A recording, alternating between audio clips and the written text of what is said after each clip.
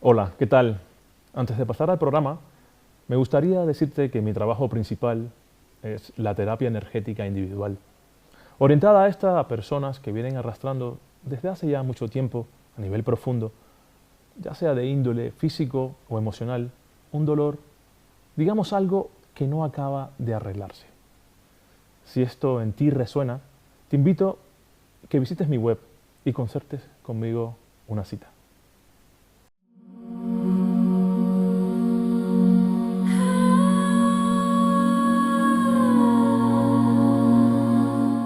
Rafa Millán, bienvenido a mi show. Qué maravilla, muchas gracias. La verdad que es un honor, te conozco mucho de las redes, te he escuchado mucho. Me enamoré de, de todo lo que dices porque además me resuena muchísimo. Bueno, de hecho me hice un pequeño guión de preguntas porque no quiero que contigo se me queden cosas, como suelo decir, en el tintero, ¿no? Como se me queden cosas o temas que me gustaría haber tocado y no hice por el olvido, ¿no? Psicólogo, psicólogo sanitario, filósofo y escritor, amante de las ciencias contemplativas, Eso es. sobre todo el sufismo. Eres sufista, ¿no? Ahora llegaremos a ese tema. Me dijiste inclusive que te presentara como un impresentable, ¿no? Y entonces es fenomenal porque haces tanto y logras tanto que apasiona y todo se queda corto, ¿no? En la descripción. Para comenzar, Rafa, me resuena mucho que antes de ser psicólogo quizás, o filósofo, sufí, fuiste tal vez un ser humano que ha atravesado el dolor, ¿no? ¿Qué experiencia personal te hizo sospechar por vez primera que el modelo psicológico oficial, ¿no? No se estaba explicando, no se estaba aplicando a lo esencial? Guau, qué buena pregunta. Nunca me la han formulado de esa manera y de una forma tan precisa, uniendo además mi biografía con el aspecto teórico, que yo creo que son inseparables, y por eso me gusta presentarme como impresentable, porque cuando tienes que presentarte siempre estás metido en una encerrona, porque tienes que elegir una faceta, y entonces tomas la parte por el todo, ¿no? Y digo, pues yo soy psicólogo, pues ya parece que solo soy eso y que eso lo ocupa todo, o yo soy padre de familia, ¿no? Por eso a veces me gusta presentarme como transeúnte, o peatón, ¿no? Porque lo que más hago es caminar por la calle, digo, pues a lo mejor lo que más soy es peatón, ¿no? Así que, bueno, filósofo no está mal, porque sí que es verdad que tal vez lo más esencial en mi vida ha sido hacer una reflexión lo más general y de fondo posible sobre todos los temas que me han ido viniendo y especialmente sobre el sufrimiento humano. Y eso empieza con la propia herida. Todos estamos heridos por el mero hecho de ser humanos, de ser seres finitos y limitados y a la vez con una especie de hambre o de ansia de infinitud. Y desde esa herida constitutiva o constituyente, como un pecado original, pues todos los seres humanos tenemos que plantearnos qué hacemos con el sufrimiento que inevitablemente nos va a tocar en la vida. A mí, no sé si entrar ya con esto, ¿no? Para mí Esto es una charla entre amigos, siéntete libre. Para mí la clave filosófica última y que yo manejo es la relación entre el todo y las partes, como te decía antes. Por eso no me gusta presentarme, porque es tomar parte o tomar partido o querer poner el todo de mi parte de alguna manera. Entonces yo creo que cuando sufrimos psicológicamente, al contrario que cuando sufrimos físicamente con una enfermedad, lo que sufre es la totalidad de lo que somos, sufre nuestra alma, nuestro corazón, nuestro ser completo, no se puede separar unos órganos o unos aspectos de otros. Cuando a mí me duele la rodilla, pues hasta cierto punto sufro de una manera muy concreta, una parte de mí la rodilla sufre, o puedo tener una gastritis, o puedo tener un dolor de cabeza, pero cuando estoy deprimido, o cuando tengo ansiedad, o cuando tengo fobia, ¿qué es lo que está sufriendo? Todo mi ser, ¿no? El centro y la totalidad de mi ser. Y entonces desde ahí, bueno, y siguiendo un montón de corrientes y de muchos autores, no es que yo me lo invente, me doy cuenta que la mirada adecuada para el sufrimiento es una mirada generalista, que está más cercana a la filosofía que a la psicología.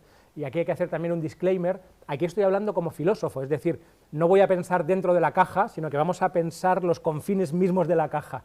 Entonces, que nadie tome decisiones médicas o sanitarias con lo que vayamos a decir aquí, que se deje aconsejar por su médico, por su facultativo, por un psicólogo sanitario como yo, porque aunque a lo mejor hacemos una crítica pues, a diferentes aspectos de la psicología, una cosa es pensar los fundamentos filosóficos, como hacemos ahora, y otra es un tratamiento concreto que la persona tiene que seguir con su médico o con su psicólogo.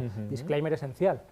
Ya. ¿Vale? Entonces sí, la clave sería eso, mirar el sufrimiento con la mirada más amplia posible, tomárnoslo en serio, escuchar lo que los pacientes tienen que decir, no meterlo ya en un sistema prefabricado, en una mirada de escuela, y como yo soy psicoanalista, por ejemplo, pues ya sé lo que pasa, que es que hay un problema inconsciente mal digerido, o como yo soy psicólogo cognitivo-conductual, pues lo paso a través de mi sistema, entonces es un problema de condicionamiento clásico, que puede ser, pero puede ser mucho más. Entonces mi compromiso con la psicología y con el dolor humano es intentar mirarlo y escucharlo en su totalidad.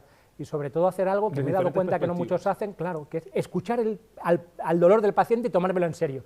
Si alguien me viene y me dice, yo qué sé, que por la noche le secuestran los aliens, yo no voy a decir, uy, un psicótico peligroso, esquizofrenia, ¿no? A lo mejor esto hay que decirlo de fondo, pero a esta persona intentaré dialogar con él, meterme en su mundo, entenderlo, y si puedo y tengo suerte desde ahí, traerlo un poco a una realidad, no sé cómo decir, como un poco más consensuada, un poco más general. Iba a decir un poco más cuerda, pero tampoco me gusta esta distinción entre locos y cuerdos, porque todos somos un poco locos y un poco cuerdos, ¿no? Te entiendo. Me callo ya para que hables tú, que si no, no paro, es verdad. No te preocupes, encantado, encantado. No, a ver, una de las cosas que planteas, que me gustó mucho, y aquí hay bastante tela, como se suele decir, es que las enfermedades mentales no existen, ¿no? ¿En qué momento te diste cuenta, digamos, de que muchas etiquetas clínicas, ¿no? Funcionan más como nombres para domesticar domesticar ese misterio, ¿no? Que como explicaciones reales del sufrimiento humano en sí? Muy bien, claro, así es. Cuando digo que la enfermedad mental no existe, hay que aclarar dos cosas, ¿no? Porque hablamos de salud y de enfermedad mental como si supiéramos lo que es, cuando eso es un debate abierto. ¿Qué es la salud mental? Pues la podríamos definir de muchas maneras, desde muchas miradas, desde muchos autores. ¿Y qué es la mente? Pues tampoco está muy claro, y mucho menos desde las llamadas psicologías o psiquiatría académica o científica, que es la que más maneja este término y que además tiende a ser materialista, por lo cual el concepto mismo de mente está con mascarilla y digamos, en salmuera, encapsulado y en cierta manera inexistente, ¿no? Para un verdadero materialista solo existe el cerebro, no existe la mente. Entonces ahí podríamos hablar, tal vez y hasta cierto punto, de enfermedad cerebral. Y entonces el término enfermedad mental a mí me sobraría un poco, porque si tengo un órgano enfermo no necesito ponerle un apellido nuevo. Si tengo una enfermedad cerebral, pues como cualquier otra enfermedad tiene consecuencias terribles, ¿no? Especialmente terribles tal vez al tratarse del cerebro, pero si lo que tengo es un problema de otro tipo, si tengo el cerebro sano y el problema es de cualquier otro tipo, de mi biografía, de mi pasado, es un trauma, es un problema vital o existencial, ¿por qué lo llamamos enfermedad? Lo acepto de una manera vagamente metafórica, pero si tengo el cuerpo sano, como decía antes, ¿no? Si cada una de las partes funcionan bien. Pero tengo el alma. Pero tengo el alma, sí, podríamos decir. Esto me tiras de la lengua porque ahora estoy desarrollando una idea que es llamar al pan pan y al alma alma. Pero esto tiene muy mala prensa en los círculos académicos, científicos y filosóficos, ¿no? Hablar de alma, que parece que es un término o un concepto ya enterrado en los anales de la historia y de la filosofía. Pero yo creo que no, podemos recuperar alma al menos como el centro del ser o algo así, como la síntesis global o total de todo lo que somos en todas las dimensiones, ¿no? Algo parecido. Apasionante, apasionante. Mira, la depresión, uno de los ejemplos más claros, ¿no? Sí. Cómo con las enfermedades mentales, las llamadas enfermedades mentales, se dan pensamientos circulares, tautológicos y malas definiciones. Por ejemplo, la depresión. Si miramos el DSM, el Diagnostic Statistic Manual, el manual psiquiátrico más importante que hay, o el CIE, ¿no? La colección de enfermedades europeo, sí. Veremos que, se puede buscar en Google ahora, el que nos esté viendo, veremos que el primer criterio que da para definir que hay una depresión es tener ánimo depresivo, lo cual es una tautología, ¿no? Si tengo ánimo depresivo, digo que estoy depresivo. Y luego hay un montón más de criterios que son un poquito aleatorios, que implica que como estoy sufriendo algo me pasa, pues como más o como menos, duermo mejor o duermo peor, estoy, claro, desganado, sin ilusión. Entonces al final se reducen. Si yo estoy muy triste, mucho tiempo, sin saber por qué, vamos a llamar a eso depresión. Que está muy bien, le podemos poner ese nombre, pero sabiendo que la causa de la tristeza puede estar en cualquier ámbito de mi vida. No vale como una explicación causal, que es el problema. Estoy muy triste porque tengo depresión y cuando me quite la depresión se acaba mi tristeza. Eso es hacer una trampa filosófica. Sería como decir, me duele la tripa, que es mi síntoma, porque tengo dolor tripal. que es otro nombre para el dolor de tripa. Cuando me quite el dolor tripal, se me pasa el dolor de tripa, ¿no? Es una especie de pescadilla que se muerde la cola y de trampa, lo cual no quiere decir que no sea útil en ocasiones hablar de depresión o de ansiedad o de trastorno o incluso enfermedad mental para entendernos en psiquiatría, psicología, son términos como una historia, pero no es una sustancia, como una cosa, un proceso que tenga una entidad que a mí me pase y que explique mi sufrimiento. Ay, es que estoy muy mal porque tengo depresión. Bueno, pero ¿por qué tiene usted esa depresión? Esa es la pregunta que hay que hacerse y para eso hay que escuchar a la persona. De hecho, iba al manual. De hecho, tenía pensado, si mañana, digamos, desapareciese el manual de diagnóstico, ¿no? ¿Sí? De los trastornos mentales y demás, asociado a la industria farmacológica en sí. Eso. Creo que va todo de la mano, ¿no? Sin ponernos... ¿Qué crees que quedaría al desnudo, digamos, ¿no? En la consulta, ¿el síntoma o el alma? Claro, claro, qué buena pregunta, de nuevo, pues el alma, que para mí, como te decía antes, es metáfora del todo. En el sufismo se habla del corazón con C mayúscula, y ese corazón es la síntesis de todas las dimensiones que me componen. Esto a lo mejor suena muy raro, pero se entiende muy fácilmente. Todos tenemos diferentes dimensiones en las que vivimos simultáneamente, ¿no? Como mínimo una dimensión corporal, fisiológica, afectiva, emocional, mental, familiar, consciente, inconsciente, social, y tenemos que ser como el director de orquesta que armoniza todas esas dimensiones para formar una totalidad más o menos armónica y más o menos integrada, sin que ningún elemento disuene demasiado o esté desencajado, que es lo que generaría ese sufrimiento emocional, ese sufrimiento del corazón. Pues entonces podemos decir que sí, que lo que está enfermo, aunque ya estamos hablando en un gradiente de metáfora, es el alma o el corazón. Por eso hay que escuchar auténticamente a la persona antes que triturarle y hacerle pasar por las orcas caudinas de una mirada de escuela, que puede ser útil. Yo utilizo herramientas de escuela, a veces hago análisis funcional conductista, súper útil, y a veces tengo también una mirada psicoanalista, humanista, me forman varias escuelas por suerte, y de vez en cuando como herramientas o como medios me son útiles, pero no puedo decir que el problema de fondo se explique nada más que desde una única mirada o desde una única escuela o desde una única filosofía, porque el ser humano desborda toda visión, es un, como tú antes has utilizado la palabra misterio, es un misterio hasta para sí mismo. Entonces, ¿cómo lo voy a meter, eso, envasar al vacío en una mirada estrecha desde la que trato todos los casos?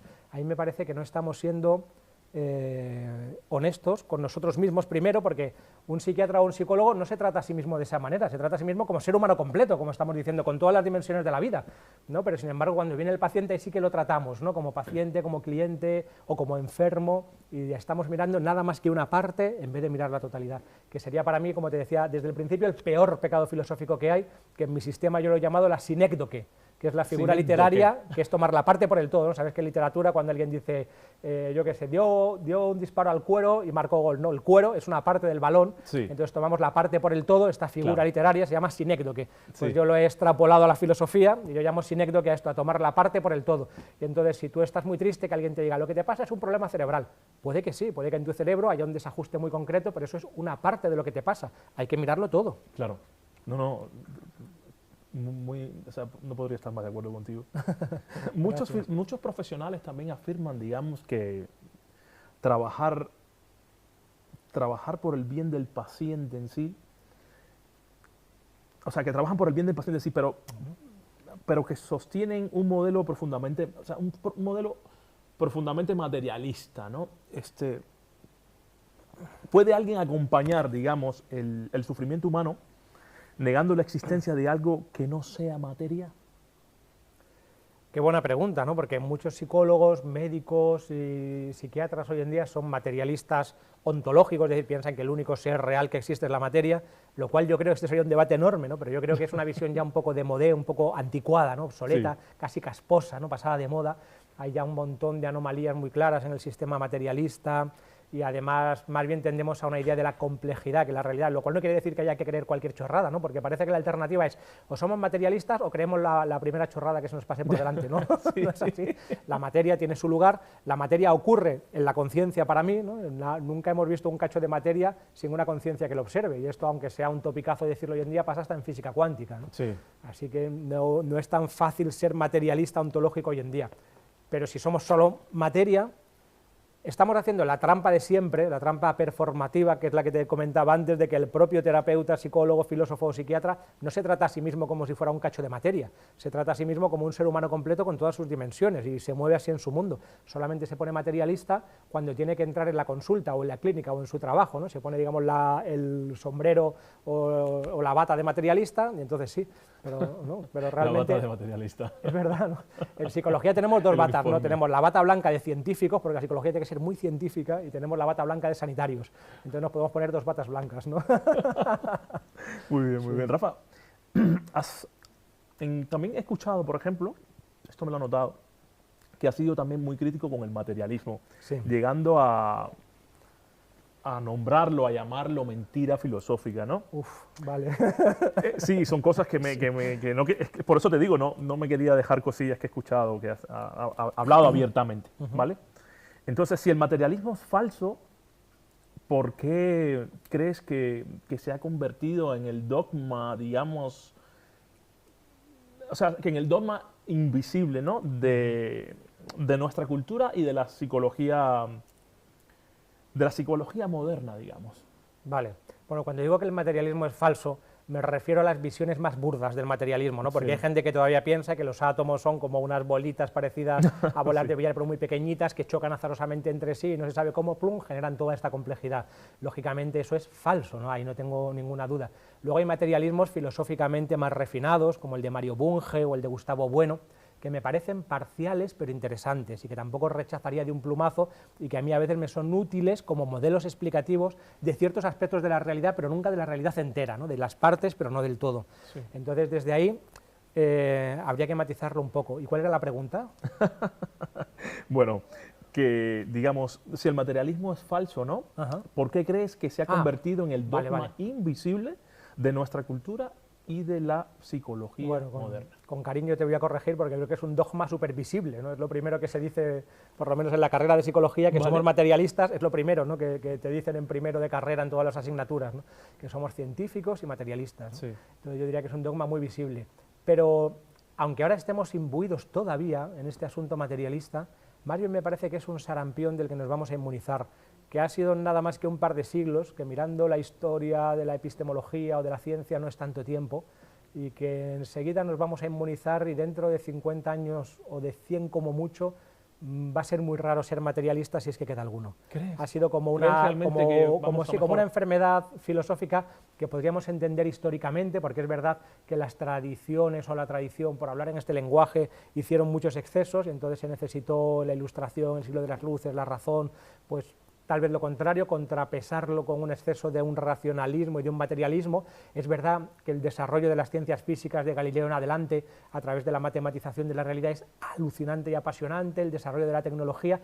Entonces es normal que como niños un poco adolescentes, que es lo que yo creo que somos epistemológicamente, Sí. estemos fascinados, ¿no? Con la tecnología, con las matemáticas, con la materia, con la lógica, y de ahí hayamos deducido que la realidad es material. Pero en el fondo, esto que digo puede que a alguno les cueza, pero bueno, lo voy a decir, pero en el fondo sería como que somos capaces de entender cómo funciona un mecano que tiene resortes y planos inclinados y pasan unas bolitas y chocan con otras, y entendemos cómo funciona este juguete desde la mecánica de Newton muy bien, Sí. y entonces decimos, como entendemos cómo funciona este juguete, que ojo con el juguete, porque también entendemos cómo van las órbitas de la Luna y cómo funcionan las galaxias hasta cierto punto, ¿no? Al menos en nivel macro, sin entrar en relativismo, ¿no? Pero como entendemos cómo funciona este juguete, pues ya sabemos cómo va todo, ¿no? Esa es tomar la parte por el todo otra vez, hacer una sinécdoque, que como entendemos una parte, creer que extrapolar y creer que entendemos la totalidad. A mí ese movimiento me parece que es filosóficamente ilegítimo.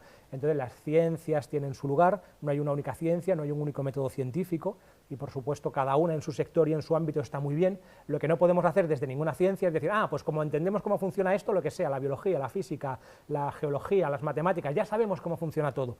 Eso en todo caso sería una labor filosófica, Sí. entender la totalidad y no de una ciencia concreta, y por supuesto teniendo en cuenta las ciencias. Una filosofía tiene que estar científicamente informada, eso qué duda cabe. ¿Y crees que yo lo que hay en esta sociedad es que lejos de dejarse guiar en gran medida también por la ciencia lo que hay es un cientificismo, ¿no crees? Eso. Sí, sí, exacto. Tomar la parte por el todo, un saber legítimo como es la ciencia, Sí. pensar que es el único, y entonces ya se convierte en ilegítimo porque cae una vez más en la sinécdoque, que como ves lo explico todo desde ahí, tomas la parte por el todo.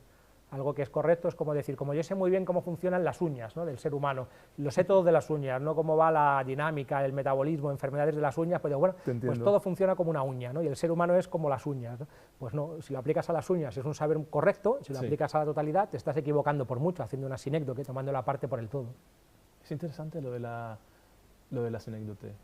¿Sinécdoque? Sinécdoque, si es ¿Eso difícil. ya lo has registrado? ¿Eso ya está? ¿Se puede, el que quiera enterarse de ello después de este programa puede buscarlo No lo y lo sé, encuentra? en mi tesis doctoral estoy hablando de ello, pero todavía no está publicada, pero yo creo que si me A ver buscan si por te ahí lo- lo encontrarán. a Sí. ver si te Bueno, lo- no pasa nada, porque se trata de que pensemos juntos, no creo. Porque esto trata, se me ocurre a mí, efectivamente. porque bueno, a mí la palabra sinécdoque aplicado a esto, yo creo que soy el único que lo dice. No creo que si alguien más lo dice sería ya el segundo, entonces no sé. No, acabas de decir que todo en definitiva es correspondencia, todo se corresponde con todo y todo es espejo y reflejo de todo, por lo Sí, tanto... sí. A ver, desde tu visión, si la realidad no es materia, Uf. ¿qué es entonces? ¿Y es conciencia, relación, sentido, símbolo?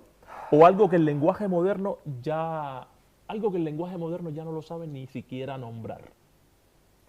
Bueno, pues me voy a escapar. Para mí es misterio, pero misterio con M mayúscula. Porque no podemos Está bonito, me gusta, atrapar, misterio. eso es, está no muy podemos bien. atrapar el todo desde la parte. Gracias a Dios, la realidad total no cabe en nuestra cabeza, porque nuestra cabeza es una parte de la realidad, nuestro lenguaje, nuestros sistemas de comprensión, nuestros modelos del mundo, no son más que una parte en una realidad que nos desborda por todos lados. Si yo pudiera comprender la realidad, eso significaría una paradoja terrible, que es que el mundo es más pequeño que los límites de mi cráneo. Es decir, que yo soy capaz de comprender cómo funciona todo, lo cual me dejaría a mí mismo como sujeto fuera de ese todo, que al menos es la mitad de la experiencia, ¿no?, mi experiencia como conciencia y como sujeto. Es como cuando al principio en Facebook un amigo me envió una imagen, esto es real, una anécdota tonta, que era de la Vía Láctea, ¿no?, y se veía como una galaxia, y me decía, mira, al fin hay una fotografía de la Vía Láctea. Yo, ¿cómo espera una fotografía de la Vía Láctea? O sea, que alguien ha salido fuera de la galaxia para hacer una fotografía, esto me parece a mí... A mí también me Pues es resulta... algo igual, ¿no? Para saber qué es la totalidad de la realidad, para decir, no, el fundamento último, lo último en la realidad es esto, habría que estar fuera para mirarlo, ¿no? Entonces, Claro. habría que ponerse un peldaño por encima del misterio, ser más grande que la totalidad, ¿no?, lo cual es una paradoja absurda. Así que para mí es misterio, y es misterio creciente, porque en contra de lo que se suele decir que cuanto más ciencia tenemos hay menos espacio para el misterio, lo veo justo al revés. Cuanto más profundizamos en cualquier ámbito del saber, más alucinantemente grande se vuelve el misterio. ¿Cómo podría pensar Platón o Aristóteles en las realidades de, yo qué sé, las millones de galaxias, los átomos, la cuántica, el nivel biológico de las células que tienen su propio dinamismo alucinante, cada orgánulo, cómo funciona de una manera tan precisa e increíble? Cuanto más vamos avanzando, cada vez que respondemos a una pregunta se descubren ámbitos de realidad enteros, prácticamente infinitos, que nos sorprenden y que hacen que ese misterio sea más y más grande. Lo que sabemos es como un globo que no para de crecer, y la superficie del globo es lo que está en contacto con ese misterio. Entonces, cuanto más sabemos de un ámbito, más nos damos cuenta que no tenemos ni idea. Alguien que no sepa nada de matemáticas puede decir, bueno, pues estudio una carrera, 4 años y ya sé matemáticas, pero no es así. Alguien que sabe matemáticas se da cuenta que puede dedicar 1000 vidas a una disciplina, de una subdisciplina, yo qué sé, topología numérica dentro de las matemáticas, que tú no sabes ni que existe y nunca se agotaría, y que cada vez que se hace un descubrimiento y se responde a una pregunta salen 100 preguntas nuevas. El misterio no para de crecer. Esto de pensar que podemos domesticar la realidad, ya sabemos cómo va todo, el Big Bang, la teoría de la evolución, no sé qué, y 4 cosas más, y ya tenemos una idea básica de cómo va todo. Con todo mi cariño, es un pensamiento ingenuo. Rafa, pero ¿no crees que muy porque estamos ahora mismo en un brainstorm, nos encontramos tú y yo, expansivo totalmente de ideas, estamos discerniendo. Creo que hay muchas personas que nos escuchan que también lo pueden estar, pero ¿no crees que en su mayoría de lo que se trata ahora mismo es de lejos de expandirnos? Lo que se nos quiere es eso mismo, enclaustrar, encerrar, limitar, creernos que esa galaxia que nos venden en las fotografías es tal cual cuando nadie lo ha visto. Eso, ¿No crees que es la tendencia? ¿Y por qué? ¿Por qué lo están haciendo? ¿Cuál es tu opinión? Sí, bien visto, ¿no? ¿Por qué nos quieren domesticar, ¿no? Esa es muy buena pregunta. A mí la imagen que me viene es la del mito del lecho de Procusto, ¿no?, que era una cama en la que en teoría era una cama que estaba hecha a tu medida, tú medías justo lo mismo que el lecho de Procusto, de tal manera que si eras más pequeño te estiraban para que encajaras en el lecho y si eras más grande caían dos cuchillas que te cortaban para que tuvieras justo ese tamaño, ¿no?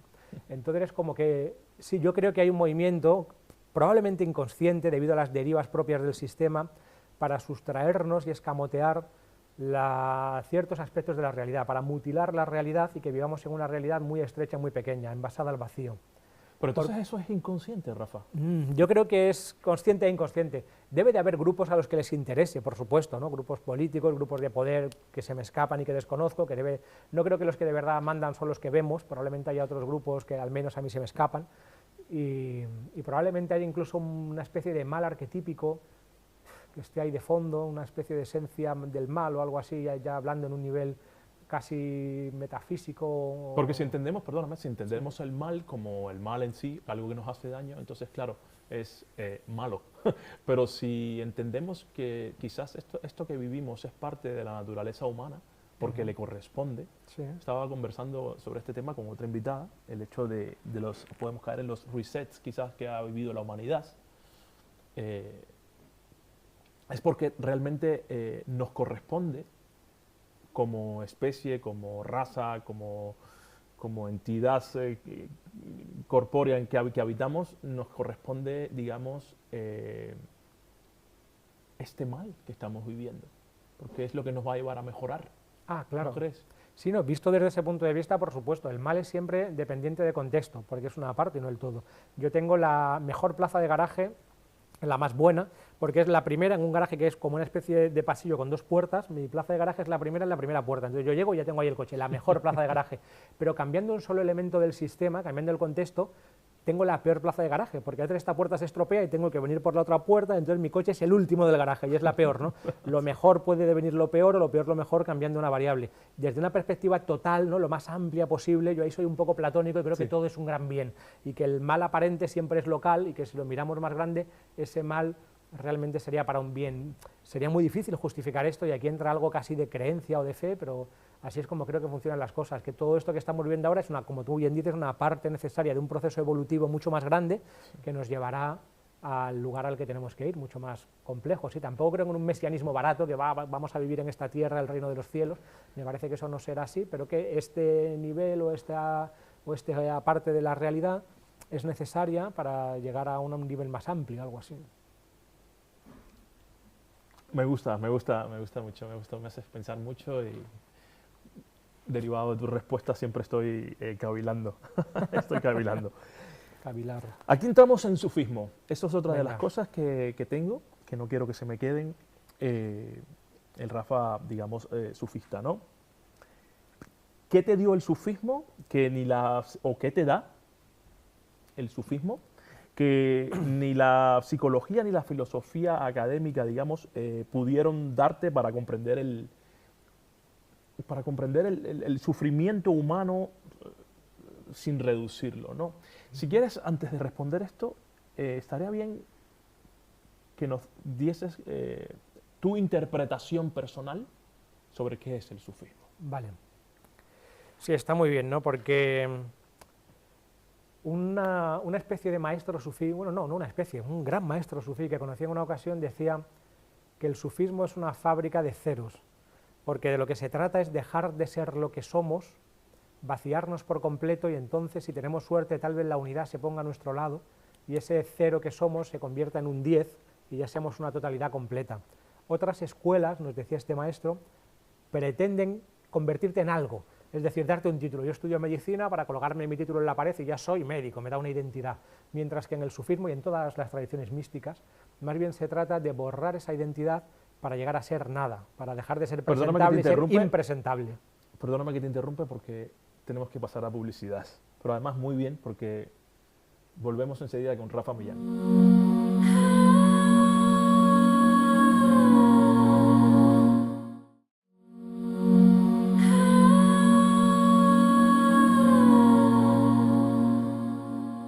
Bueno, pues eso, Rafa. El sufismo desde tu perspectiva. Vale. Sí, como te comentaba, me es muy difícil definir el sufismo porque como yo lo entiendo es salir más allá de toda etiqueta, de toda categoría, de toda identidad para, como decía este maestro, ser nada o ser un cero. el sufí busca, el término técnico un poco raro es el anodadamiento, que es llegar a ser nada, convertirse o devenir en nada para que el todo precisamente pueda pasar a nuestro través, ¿no? Yo estoy muy lejos de eso, solamente he conocido tal vez una o dos personas en mi vida que podría decir que han llegado como a ese nivel de autotrascendencia, de ir más allá de sus propias posibilidades, de sus propios egos. Y como yo veo ahora, el sufismo sería una forma concreta de la mística universal. Creo que todas las tradiciones espirituales tienen un aspecto místico o esotérico, y creo que ese aspecto en algunos, no de una manera ingenua y en una relación uno a uno, pero sí que creo que hay grandes correspondencias y que en muchos aspectos esenciales coinciden, y están hablando de lo mismo, y están hablando de aquello de lo que no se puede hablar, están hablando en metáfora de lo inefable. Por eso hay tantas aparentes religiones o culturas, porque están intentando atrapar ese misterio creciente con M mayúscula que hemos hablado antes y que es totalmente inatrapable, y entonces lo estamos viendo desde un ángulo, desde una perspectiva. Para mí el sufismo, como lo entiendo ahora, sería esa mística universal. Yo me puedo valer de cualquier herramienta o de cualquier práctica, de cualquier tradición, si me ayuda a ser mejor persona, a ir depurando y conociendo mejor mi alma, el conócete a ti mismo, ¿no? Conócete a ti mismo y conocerás el universo y a los dioses del oráculo de Delfos, si me ayuda a ser mejor con los demás, también con una dimensión ética, y finalmente, como te decía, ir depurando mi ego tanto que, si Dios quiere, pues lleguemos a ser nada. Ese sería para mí el sufismo actualmente. O sea, el sufismo realmente lo que te ayuda es, como todo, en este sentido, una disciplina que te ayuda a limpiarte, a ser la mejor versión de ti mismo, para después, digamos, llevarlo a las terapias o al de ámbito psicológico, ¿no? Pulir el espejo del corazón. Sí, otra de las metáforas clásicas, los dos autores que más me gustan son Rumi e Ibn Arabi, los más conocidos, sería pulir el espejo del corazón, ¿no? El corazón es como un espejo que cuando está limpio, en la fitra, se llama, en la naturaleza original humana, refleja la realidad tal cual es, pero empieza a llenarse a través de nuestros miedos, carencias, sesgos y heridas, en nuestra evolución, sobre todo en la infancia y adolescencia, empieza a llenarse de capas y capas de herrumbre o de suciedad, y necesitamos una lija con la que ir limpiando, depurando, purificando ese espejo para que vuelva a reflejar lo real. Y esa lija sería cualquier tradición espiritual. Yo lo llamo el sufismo, pero ya no me gusta esta etiqueta, me la estoy quitando, porque hay quien entiende el sufismo como una religión, entonces se enfadan conmigo cuando hablo así, hay quien entiende el sufismo como algo que ocurre dentro de una religión concreta, en este caso del Islam, y cuando hablo del sufismo de una manera más universal se enfadan conmigo. Yo ya no lo veo así, yo estoy abierto a todas las formas. Esta noche he tenido un sueño en el que iba a una especie de templo de oración y empezábamos a hacer un zikr, que es una ceremonia sufí que consiste a través de mantras, intentar alcanzar un estado ampliado de conciencia a través de recitación de mantras, que es como el kirtan, es muy sencillo. Y entonces me daba cuenta que estábamos haciéndolo y entraba un amigo mío que es el sacerdote del barrio, porque yo voy a misa también y comulgo en misa, no tengo ningún problema con esto, es un símbolo para mi alma que es operativo, por supuesto. Es un ritual energético también. Claro, exactamente, y había una estatua de Buda y había unas estatuas de Shiva y de pronto venían uno muy enfadados, oye, que no puede estar Shiva ni Buda aquí. Y decía, pues yo me siento comodísimo, porque yo me veo incapaz de renunciar a ninguna de las tesoros de significado y de sentido que se esconden en todas las tradiciones. Sería como pegarse un tiro en el pie y decir, no, yo del hinduismo no quiero saber nada, porque eso es un politeísmo satánico y terrible. Sí, porque conceptualizas y entonces claro, lo limitas automáticamente. Lo limitas, exacto, y entonces nos estamos privando de una, de una fuente increíblemente rica de conocimiento, de cultura, sería como decir, yo de la cultura francesa no quiero saber nada, pues te estás privando de una parte esencial, o yo no quiero la comida china, pues te estás privando de una parte esencial de la experiencia humana. Eso ya no vale, a lo mejor en el pasado valía, en el siglo XVI tú decías, bueno, pues yo soy católico y soy católico apostólico romano hasta el final, o nazco en Afganistán y soy musulmán, suní, y sigo la escuela Hanafi hasta el final, porque eso me vale, nunca en mi vida voy a conocer a nadie de otra cultura, entonces si quiero llegar al final de mi desarrollo espiritual es interesante seguir una vía muy marcada y muy probada, y puede que valiera, y tuvo su momento, pero hoy en día en el siglo XXI no, porque si hay una violencia total, si la única mirada que vale es la mía, mi religión, mi cultura y mi tradición, tengo que acabar con todas las demás, así estamos. Eso es parte de las limitantes. Parte de lo que se trata y de lo que tú estás tratando de, por supuesto, que estás explicando, es de la expansión. Y las personas tienen que entender expansión, ¿qué quiere decir realmente expansión consciente del ser, ¿no? En este caso. Eso es, y para acabar, todas las tradiciones y religiones tienen luz y tienen sombra. Si yo la utilizo, es lo de la parte y el todo, para mí un subtipo de la dialéctica del todo y de las partes es los medios y los fines. Y aquí entiendo muy claramente cómo emplear de una manera adecuada, valga la palabra, una religión. A veces nos preguntan, ¿y cuál es la religión verdadera? Digo, Dios me libre de la religión verdadera para empezar, ¿no? Pero todas las religiones pueden ser verdaderas o pueden ser útiles si son un medio, un instrumento para hacerme mejor persona, como te decía antes, y se convierten en lo contrario, en un veneno, si son el fin en sí mismo. Y lo que importa es pertenecer a un club con carné. Entonces, lo importante es ser católico, y entonces si eres católico te salvas, o lo importante es ser musulmán, si eres musulmán te salvas y no condenado, y parece que entonces ya lo estás dividiendo, diabolos es el que divide, ¿no? Estás como dividiendo la realidad entre los buenos y los malos, los puros y los impuros, los salvados y los condenados, y solamente, y además por una pertenencia formal, porque te has apuntado al club correcto. Está claro que no puede ser así. No puede ser así. Toda religión puede ser una bendición o puede ser un veneno según la tomemos. Claro, es como todo eso que planteas es como encerrarnos más en parte de este juego material, limitándonos a expandirnos o darnos cuenta realmente de que somos entidades energéticas, seres, almas, espíritus, que todo va más allá de este limitado juego que existe, sino que más bien nosotros somos seres universales, digamos, ya no este universo, digamos, conocido, oscuro y de galaxias, sino un universo, digamos, de otros planos. Así por lo menos lo vivo yo y lo entiendo, ¿no? Sí, sí. Rafa, luego somos mucho más de lo que parece, eso está claro. Somos mucho más de lo que parece. Por supuesto, por supuesto, por supuesto. Por supuesto. Rafa, en el sufismo el ego no se, bueno, se suele decir que no se cura, se atraviesa, dices. Creo que lo has dicho, se atraviesa, sí, se quiebra o se quema, ¿no? Entonces, ¿crees que muchas terapias actuales refuerzan ese ego, digamos, funcional, pero espiritualmente lo que está es anestesiado? Claro, exactamente. Si no tienes en cuenta esa dimensión espiritual, mírate, para volver al mismo monotema, lo psicológico sería cómo yo, como una totalidad, armonizo cada una de las partes que me componen. Lo que te comentaba antes del director de orquesta. Yo me veo sometido en la vida a un montón de presiones por todas partes porque tengo una presión fisiológica, emocional, afectiva, familiar, social, el trabajo, la vocación. ¿Qué hago con todo eso? ¿Cómo organizo y ordeno todos estos aspectos de mi vida que están llamándome todo el rato? Si eso lo hago de una manera más o menos bien, mandálicamente, armónicamente integrada, estoy psicológicamente sano, podríamos decir. Es una armonía de conjunto, como yo creo que la salud siempre tiene que ver con la armonía de partes, ¿no? La armonía de conjunto. Entonces yo sería una totalidad para cada una de las partes. Eso sería la salud psicológica. La salud espiritual es lo contrario. Yo sería una parte que está buscando una totalidad mayor en la que encajar.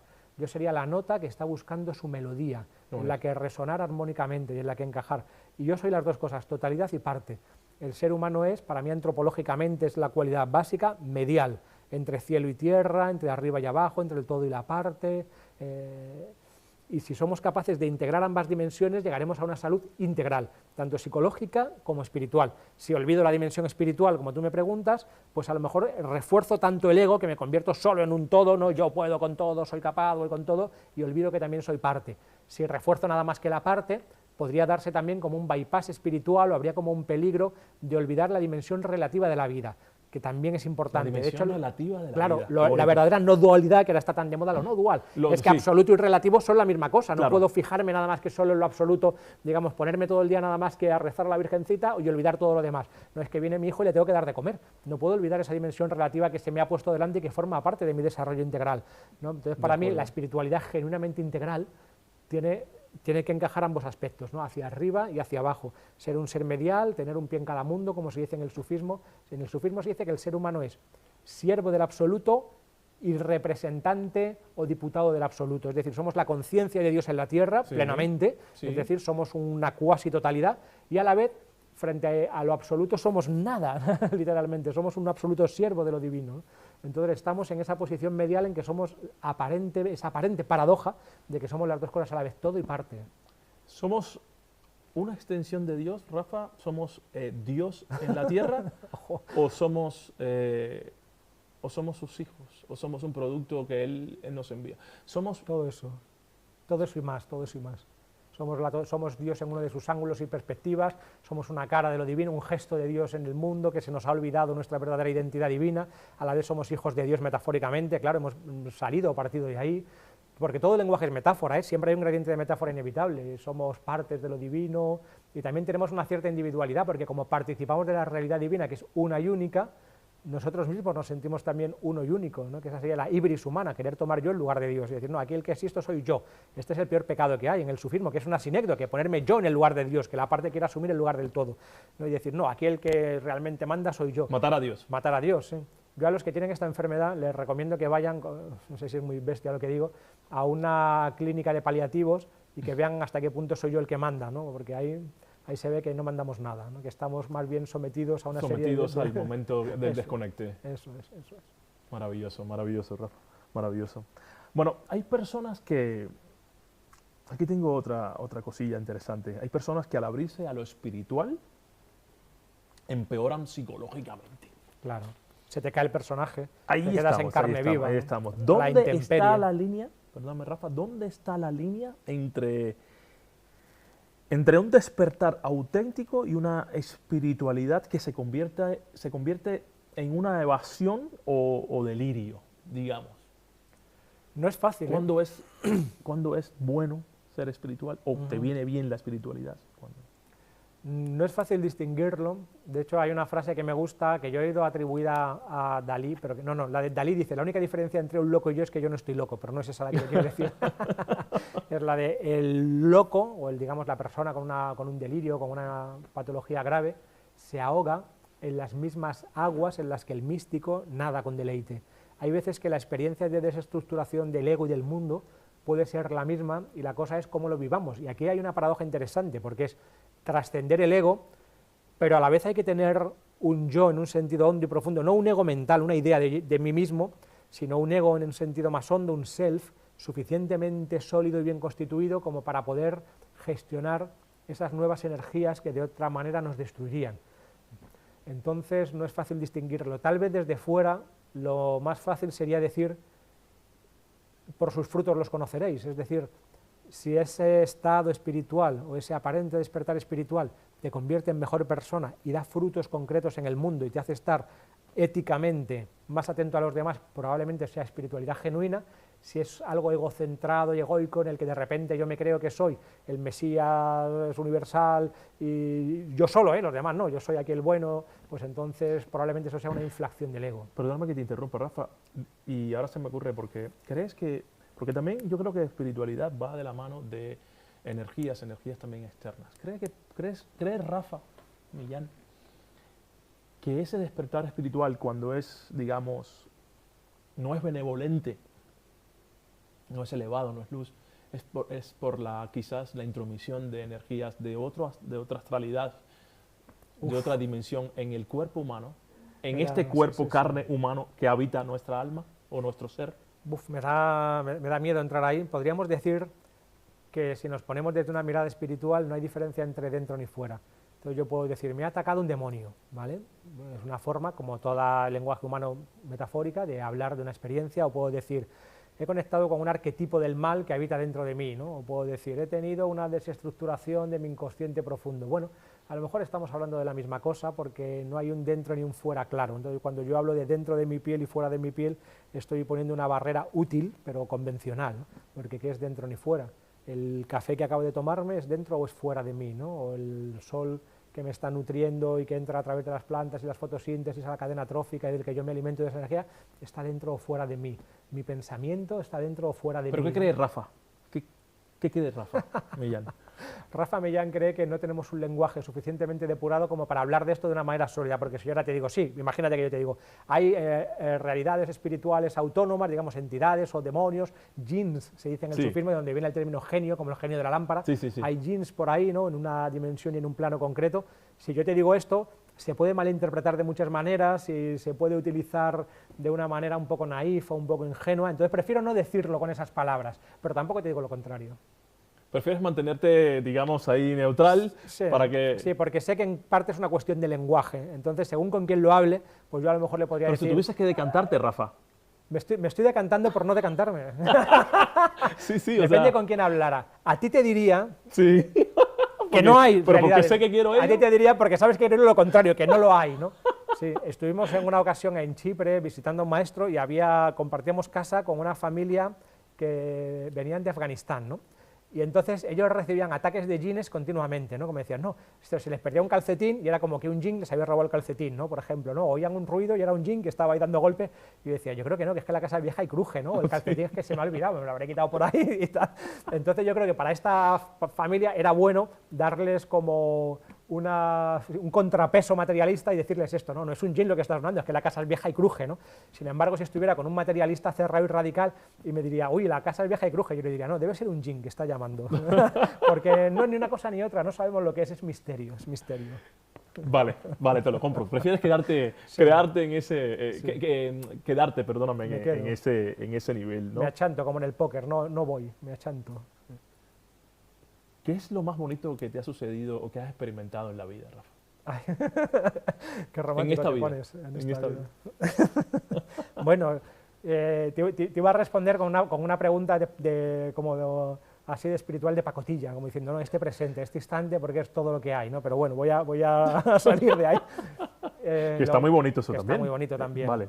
Lo más bonito que me ha pasado, pues habrá sido 3 cosas. El nacimiento de mis hijos, que tengo 5, y que es una dimensión esencial de mi vida. Tengo 5 peques, por lo cual el impresentable se puede presentar como padre, por ejemplo, casi antes que todo lo demás, o como taxista, porque me paso toda la tarde llevándoles extraescolares, algo muy cotidiano y muy corriente, que me cojo el coche, venga, ahora una fútbol, ahora ajedrez, ahora tengo que llevar a la otra atletismo, tal, así. El nacimiento de mis hijos, cuando mi mujer me dijo que sí, que me lo ocurrió 2 años, yo estuve 2 años pico y pala para intentar ligar con ella, y ella me iba diciendo que no, y yo le decía, no pasa nada, te lo volveré a pedir dentro de unos meses y me dirás que sí, y finalmente me dijo que sí, eso fue precioso. Y cuando conocí a un maestro espiritual verdadero, que fue a este chipriota, que por eso me interesó el sufismo. Si hubiera conocido a un maestro espiritual budista, me hubiera hecho budista sin ningún problema, o un maestro espiritual sin tradición, le hubiera seguido. Yo vi que había algo auténtico y dije, pues aunque sea un contexto cultural que me es extraño, le debo seguir. ¿Y a qué te refieres con un maestro espiritual auténtico? Porque dentro de la espiritualidad hay tantas ramas, hay tantas disciplinas. ¿Qué te enseñó en este caso? Lo más parecido que yo soy capaz de imaginar a cómo hubiera sido ir a la época de Buda, o de Jesús, o del profeta Muhammad, o del maestro Yoda, si me pongo.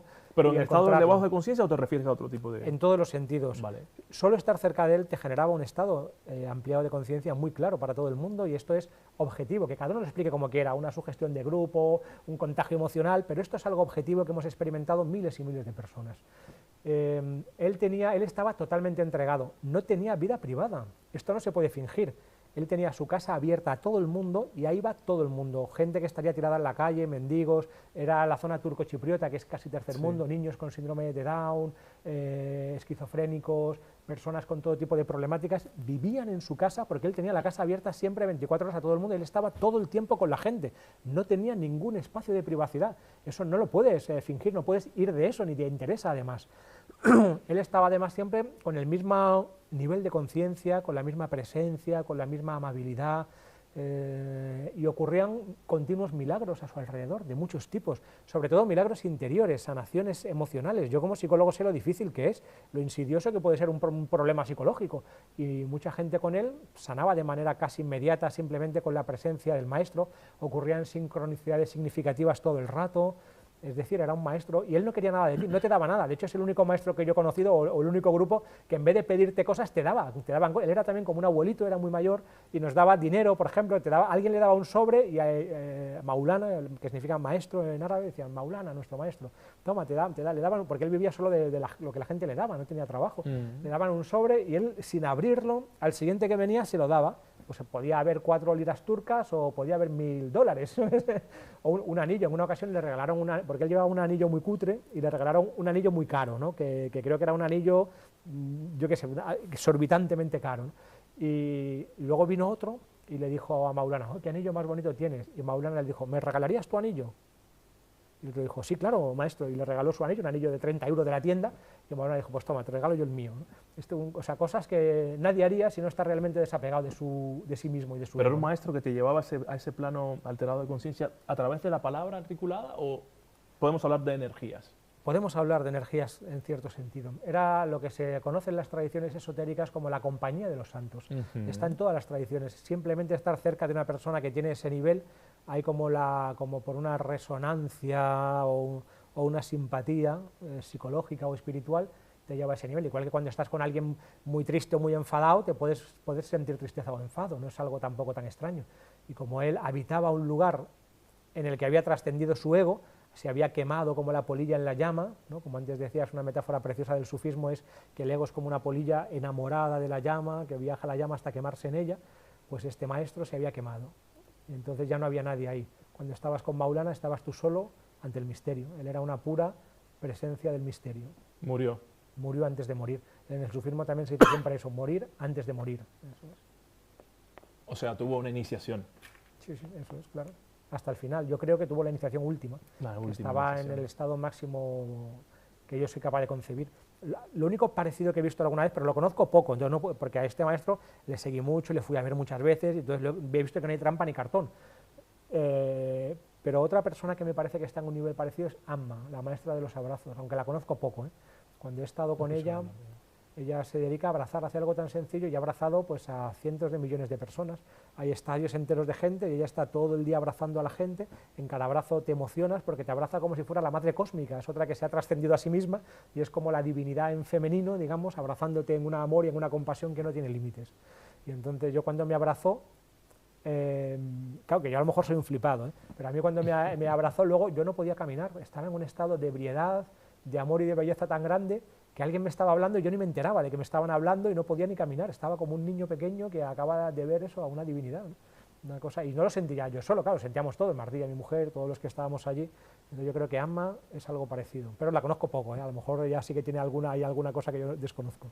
Recuerdo una frase que dice, aquella última iniciación que los profanos llaman muerte, ¿no? Ese camino hacia esa gran y última iniciación, ¿no? Eso es. Pues otra cosa que, bueno, incómoda pero honesta, si tuvieras que decirle una verdad peligrosa entre comillas, digamos, a un paciente, una que digamos no suela decirse, ¿no? Que de esas que hacen temblar, ¿cuál sería? Claro. Yo te voy a dar la medicina pero con azúcar. A un paciente le tengo que decir la verdad, ese es mi trabajo en parte, Sí. ¿no? Ser como un espejo hasta cierto punto que refleje su verdad. Lo que él no Sí. es capaz de llegar a ver de sí mismo o de su mundo, Sí. mostrárselo yo, y a veces es duro y difícil. Pero yo voy a intentar hacerlo con cariño, voy a intentar dar la amargura envuelta en miel para que te sea más digerible, ¿no? Si no, la terapia no tendría sentido. Si yo el primer día, hay veces que se ve muy claro, llevo más de 20 años viendo gente casi a diario, entonces hay veces que la primera sesión ya casi veo claro lo que pasa, pero como se lo diga, le diga, mira, te pasa esto, no va a poder con ello, se va a escapar. Primero hay que fortalecer las partes buenas para que sea capaz de digerir la parte negativa o la parte problemática. ¿Hay vida después de la muerte, Rafa? Sin duda, casi sin duda, no hay certeza, porque no he estado allí, no he vuelto, pero todo parece indicar ahí, porque las experiencias cercanas a la muerte no son dos loquitos, Claro. es que son millones y millones de casos, no es una cosa ya que podamos no mirar, es una de las anomalías del paradigma materialista. Para seguir siendo materialista hay que negar eso o hay que intentar hacer una explicación súper, digamos, un armatoste conceptual de no porque el cerebro emite un flujo, tal, pero es que la gente tiene una ECM y se transforma para siempre. Eso no puede ser fruto de un delirio, de un flipe o de una alucinación o de falta de oxígeno en el cerebro o de un chute de dimetiltriptófano, eso no puede ser eso. Sí. Tiene que ser algo mucho más hondo y profundo, porque si no nadie se transforma. Si no eso, vamos a dejar a alguien sin oxígeno un rato y ya está, no hay que ir al psicólogo, ya te curas, ¿no? Está bien, está bien.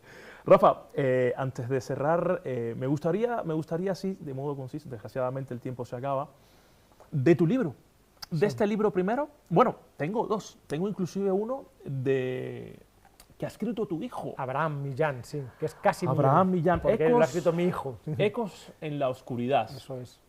Es una delicia de obra que ha escrito un niño de 13 años y está muy bien escrito. Son relatos de terror y de misterio y algunos que hace también ensayos y juegos de lenguaje, muy bien escritos. Y ahí va a sacar pronto otro que está a punto de salir. Este se puede comprar en Amazon y es Ya, una delicia. eso te iba a preguntar, de un niño de está en 13 años. Amazon y todo, sí, ¿no? Sí, sí, sí. Vale, perfecto. Y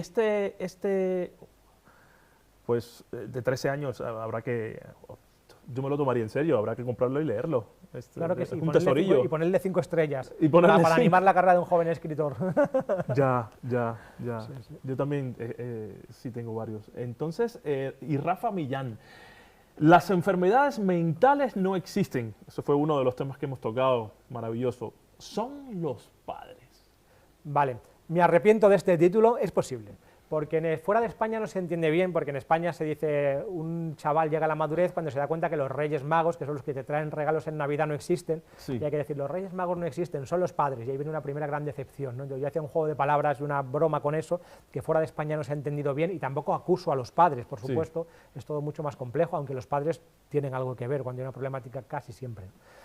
Entonces, la clave, para decirlo desde el título del libro, es que es lo más hondo y profundo que yo he sido capaz de pensar sobre este tema y a la vez en un lenguaje lo más ameno y divertido que soy capaz. De hecho, hay partes del libro que son casi monólogos de humor, pero no por ello menos profundo. Creo que hoy en día que hay tantas alternativas, una cortesía como autor es que sean capítulos breves, capítulos claros, que no perdamos el tiempo y que sea lo más ameno y divertido posible. Entonces, no sé hasta qué punto lo he conseguido, pero ese ha sido mi intento, lo más hondo que puedo y también lo más divertido.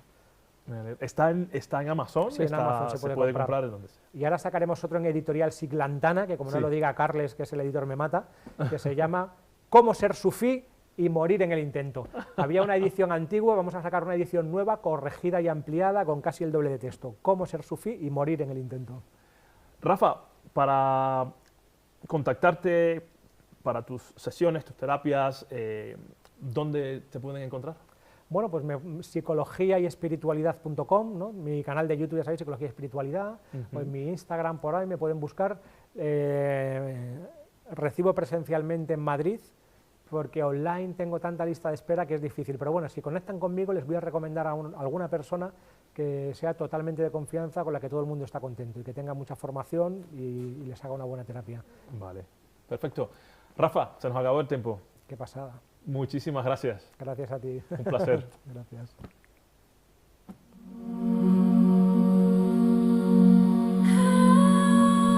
Y si no lo pudiste ver al principio, me gustaría decirte que mi trabajo principal son las terapias energéticas individuales, orientadas a personas que vienen arrastrando un malestar profundo, ya sea de índole físico o emocional, y sienten que algo no acaba de arreglarse. Si esta información resuena contigo, te invito a que visites mi web y te pongas en contacto conmigo. Gracias.